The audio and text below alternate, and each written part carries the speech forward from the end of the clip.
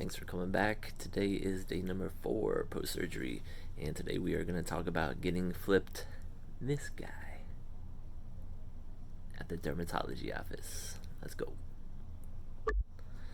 So, the other day, to give you a quick rundown, when I went into the office to get my surgery, the surgeon asked, he saw my leg. I had this giant bulb growing out of it, and he said, "Who's looking at that for you?" And I said, "Doc, the whole block is looking at this for me. It is so big, everybody can see it."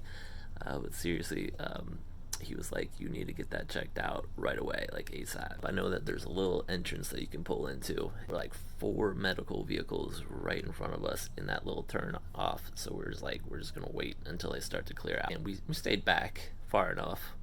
There's probably a good 5 to 10 feet behind us, behind them in our car. We were just gonna wait until they left. But they were waiting on this sweet little old lady named Alice. I don't know if that was her name, but she looked like she could have been an Alice. But she got wheeled out, in her wheelchair, sweet little lady. And this guy in front of us in this medical vehicle just up and down, kept giving us this look. Not saying anything, not doing anything, just that. And eventually he got back in his car. He pulled up like 5 or 10 feet. Then he got back out.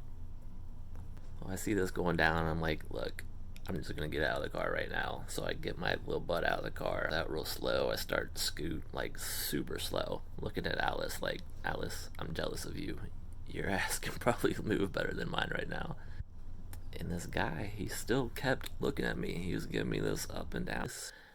"Dude, I just got out of surgery. I can't move."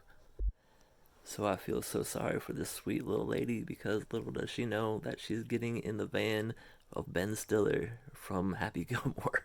This dude, he got over to his car and he was hiding behind the door. I couldn't see him. I was scooting my butt inside, but he looked back at my wife, gave her the stare down, and flipped her the bird. Like, what is that? Who does that? So when sweet little Alice got in that car, he turned his butt around and said, "You're mine now, lady." Felt so bad for that little lady once I heard that story, once I was in the office.